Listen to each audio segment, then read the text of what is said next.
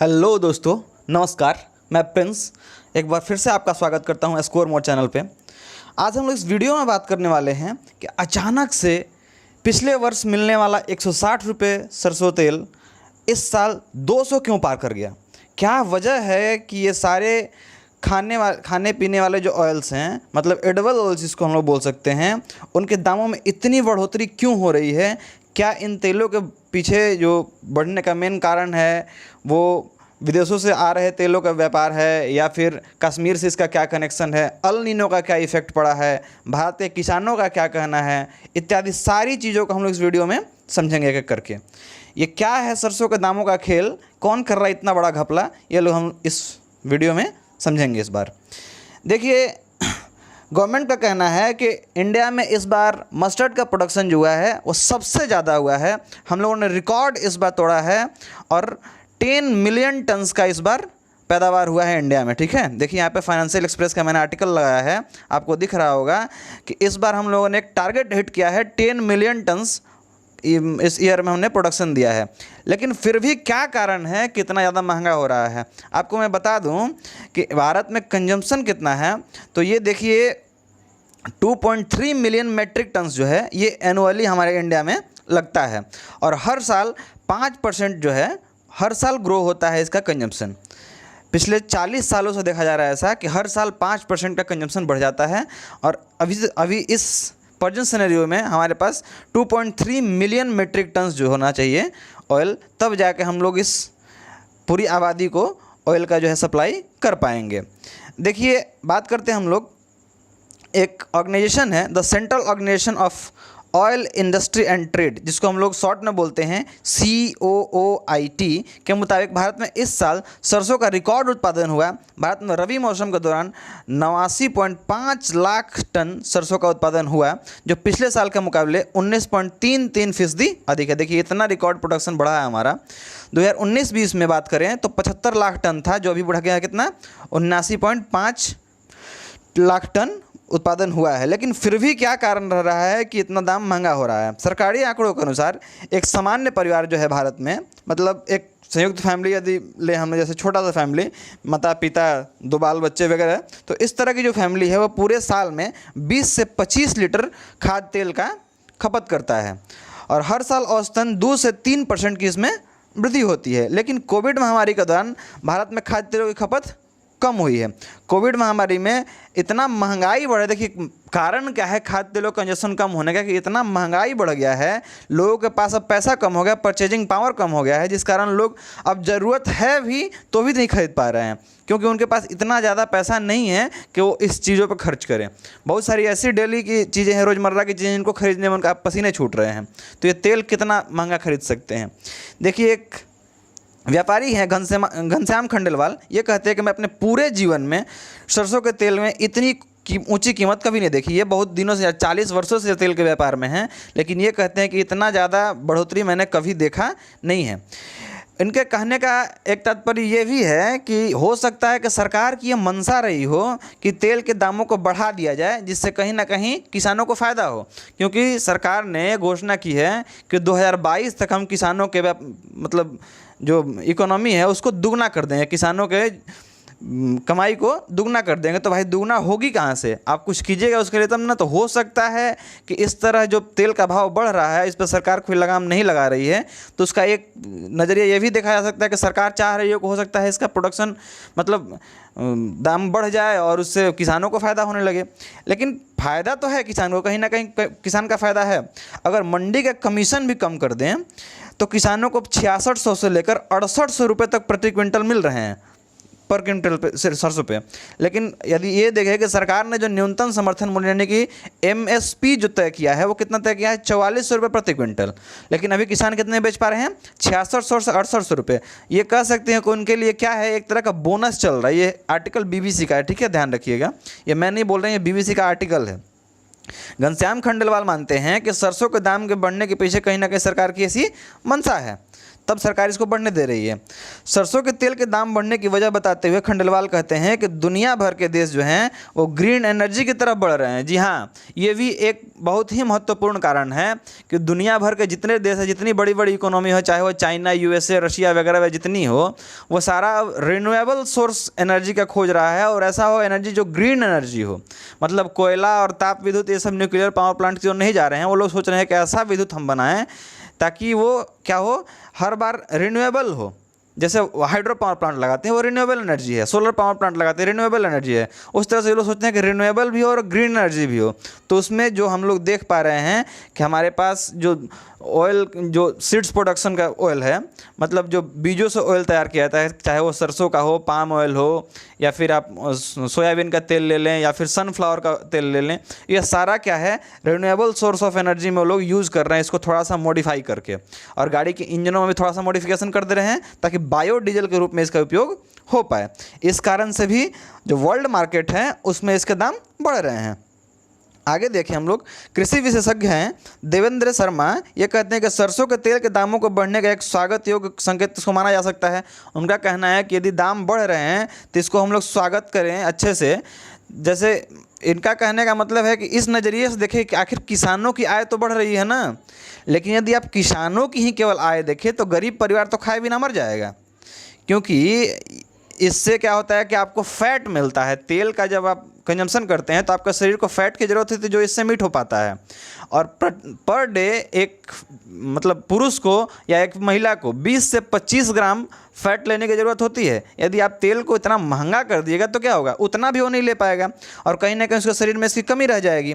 देवेंद्र शर्मा मानते हैं कि भारत में खाद्य तेलों के दामों को बढ़ने के पीछे कहीं ना कहीं सरकार का मलेशिया से पाम ऑयल के आयात पर सख्त होना भी है। देखिए 2019 में जब धारा 370 को रिमूव किया गया था तो उस समय मलेशिया एक मतलब मुस्लिम कंट्री है, तो उसने भी इस पर कुछ बोला था, कुछ टिप्पणी की थी। मोदी जी उससे नाराज़ हो गए और मोदी जी ने वहाँ से पाम ऑयल लेना बंद कर दिया था। क्योंकि हम लोग पाम ऑयल के लिए पूरी तरह से मलेशिया पर निर्भर थे। वहाँ से हम लोग पाम ऑयल को इंपोर्ट करा के लाते थे और इंडिया में उसका यूज होता था। लेकिन उसके बाद से अब धीरे धीरे क्या हुआ कि मोदी जी वहाँ से लाना बंद करवा दिए और उसका अब जीरो वहाँ से इंपोर्ट होने लगा। वहाँ से अब कोई तरह का पाम ऑयल नहीं आ रहा है। ये 1 सालों में इतना सिनेरियो चेंज हुआ है। शर्मा कहते हैं कि जब मलेशिया ने कश्मीर के ऊपर टिप्पणी की थी तो भारत ने मलेशिया से पाम ऑयल का इंपोर्ट फ्री लिस्ट से निकालकर रिस्ट्रिक्टेड लिस्ट में डाल दिया था। पहले फ्री लिस्ट में था, मतलब आप हमेशा ले जा सकते हैं, लेकिन बाद में इसको रिस्ट्रिक्टेड लिस्ट में डाल दिया गया कि अब इस पर रिस्ट्रिक्शन लगा दिया गया कि अब वहाँ से आ नहीं सकता है। भारत में अधिकतर पाम ऑयल मलेशिया से ही आता था। देखिए एक कारण और है कि सरसों का तेल जो होता था उसमें मिलावट का बहुत ज़्यादा संकेत रहते थे। तो मिलावटी तेल पे अब सरकार जो है बड़ा कड़ा कदम उठाने जा रही है। इसका वजह भी है कि इस समय तेल महंगा हो रहा है, क्योंकि भारत में तेलों का क्या होता था, ब्लेंडिंग होता था। ब्लेंडिंग मतलब समझ लीजिए एक तरह से जो शुद्ध सरसों तेल था उसमें कुछ और मानक तय किए गए थे फसाई के द्वारा कि इसमें और कुछ ऑयल्स को मिलाया जाएगा और वो खाने लायक ही होंगे, लेकिन कुछ ऑयल्स को इसमें मिलाया जा सकता है। लेकिन इसके लिए कोई तय पैमाना नहीं था कि कितना इसमें और तेल मिलाए जाएंगे, जिससे क्या होता था बड़े बड़े कारोबारी तो बच जाते थे, लेकिन यदि छोटे कारोबारी उसमें मिलाने का काम सोचते थे कि हम इसमें कुछ मिला दें तो उन पर पुलिस धरपकड़ करती थी और जो फूड डिपार्टमेंट वाले लोग हैं वो लोग उसको धर पकड़ ले जाते थे, जेल में बंद कर देते थे। तो इस तरह से बड़े लोग जो थे वो तो कमाई कर रहे थे। आज हमारे इंडिया में सबसे बड़ा नाम है फॉर्च्यून कंपनी, जो है अडानी साहब का। खैर अडानी अंबानी तो अब मोदी जी के फ़ैन हो चुके हैं या मोदी जी उनके फ़ैन हो चुके हैं। आप हमें कमेंट करके बताएंगे कौन किसका फ़ैन है और क्यों, कौन कितना कमाई कर रहा है। तो आखिर इसका सारा कमाई जो था वो अडानी ग्रुप को जा रहा था, क्योंकि वो अभी तेल के मामले में सबसे बड़ा इंडस्ट्री उन्हीं का है। अब सरकार ने सोचा कि ब्लेंडिंग को बंद करवा देंगे, यानी मिलावट नहीं होगा, तो क्या होगा, हमारे देश में शुद्ध सरसों आएगा, इससे लोगों में बीमारियां कम फैलेंगी। तो कहीं ना कहीं वो भी एक कारण है कि लोग सोच रहे हैं कि ले अब तो तेल में मिलावट नहीं कर सकते हैं तो तेल का दाम बढ़ा दो। क्योंकि मिलावट होता था दाम कम रहता था, अब तेल का दाम इससे क्या हो जाएगा, बढ़ जाएगा।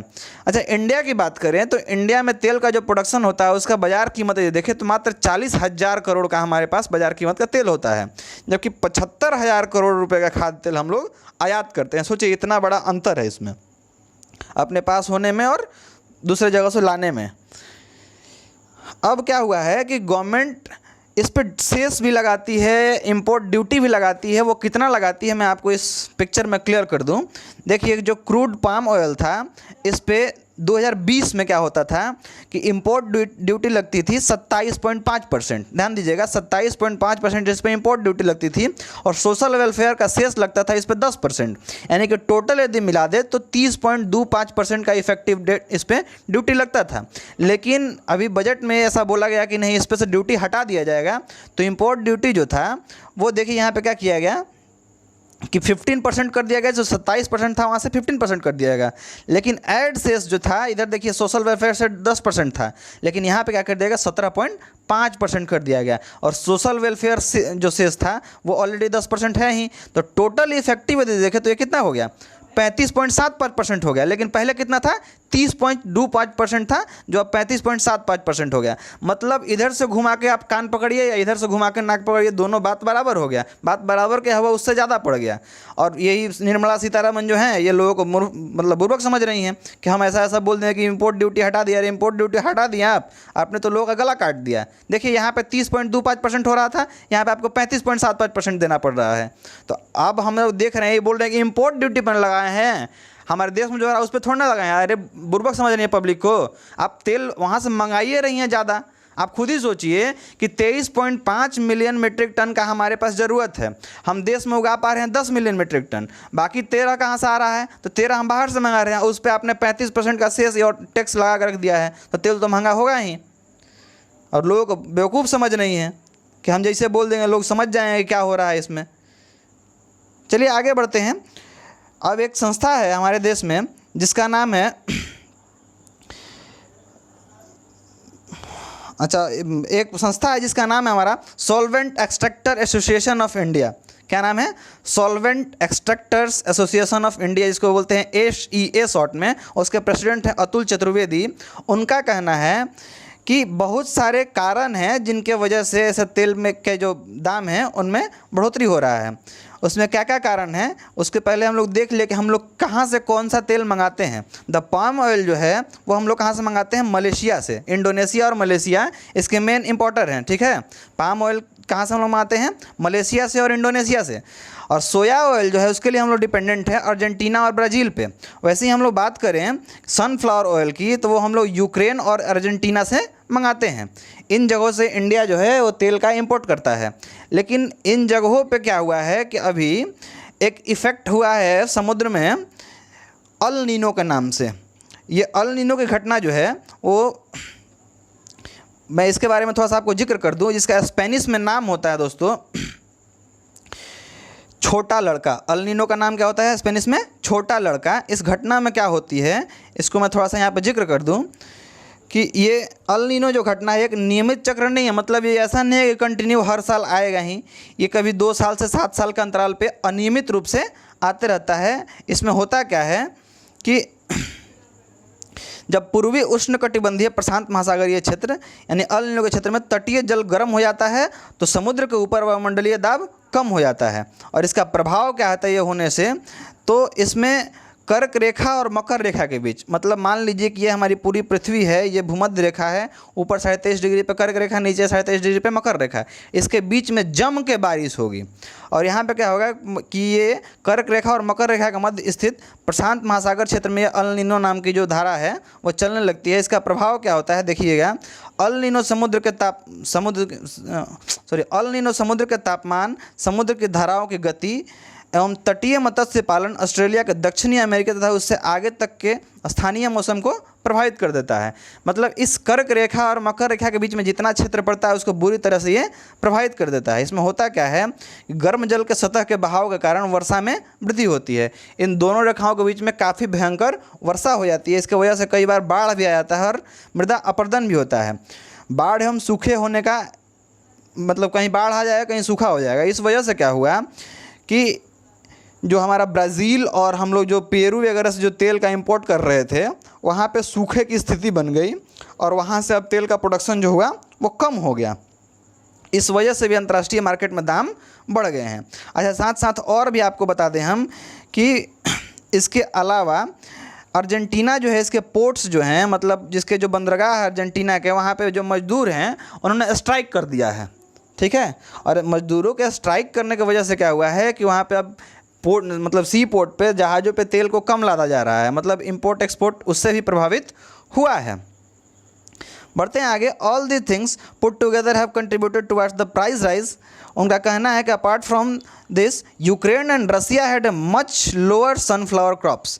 देखिए यूक्रेन और रसिया जो है यहाँ से सनफ्लावर का प्रोडक्शन होता है, तो इनमें भी काफ़ी कमी देखी गई है, जिस वजह से तेल के दामों में इतना बढ़ोतरी हमें देखने को मिल रहा है। साथ साथ और भी बात कुछ देखें हम तो ऐसा कहा जा सकता है कि आगे आने वाले 2-4 महीनों में ये सारा कुछ ठीक हो जाएगा। लेकिन ठीक हो जाएगा कब? जब इस पे सरकार ध्यान देगी तब। सरकार को चाहिए कि हम जो इंपोर्ट ड्यूटी बढ़ा कर रखे हैं इसको कहीं ना कहीं कम किया जाए, और साथ साथ जो हमारे पीडीएस दुकान है, पब्लिक डिस्ट्रीब्यूशन, जहाँ पे अभी बीपीएल और ये सब वालों को जो चावल और गेहूँ दिया जा रहा है, अब आपको चाहिए कि वहाँ पे आप तेल भी बंटवाइए, तब जाके इसके प्राइस में कमी आएगी और लोग अपने आप को सुरक्षित महसूस कर पाएंगे और ढंग से 2 रोटी घर पे बैठ के खा पाएंगे। ठीक है, तो विदेश का तो कारण रहा ही, साथ साथ देश का भी कारण रहा है, और इसमें कई ऐसे लोग हैं जो कालाबाजारी भी कर रहे हैं। अब देख रहे हैं कि इसमें लगातार भाव जो है बढ़ रहा है मस्टर्ड का, तो वो लोग अपने यहाँ जमा कर रख रहे हैं कि तो अब और भाव बढ़ेगा तो इसको निकालेंगे। इस वजह से भी ऐसा हो रहा है। तो सरकार को चाहिए कि इन जमाखोरों के खिलाफ कड़ा से कड़ा एक्शन ले, तब जाके स्थिति सुधर सकती है। तो आप उम्मीद करते हैं कि ये वीडियो आपको अच्छी तरह से समझ में आया होगा क्यों तेल का दाम जो है वो बढ़ रहा है। और इसके साथ साथ मैंने कई और वीडियोज़ भी लाई हैं, जैसे सारे एग्जाम्स में पूछे जाने वाले बैंकिंग से रिलेटेड जितने क्वेश्चन होते हैं उसका एक सीरीज़ मैंने ला रखा है, वो आप देख सकते हैं। और साथ साथ हमारा महाद्वीप का सीरीज़ भी चल रहा है, जिसमें हमने अफ्रीका, एशिया, यूरोप ये सारा कुछ बता दिया है। तो आप इन सारे वीडियोज़ को हमारे चैनल पर आके विजिट कर सकते हैं। और यदि आपको ये वीडियो अच्छी लगी हो तो इसे लाइक, शेयर, सब्सक्राइब जरूर कीजिएगा। धन्यवाद।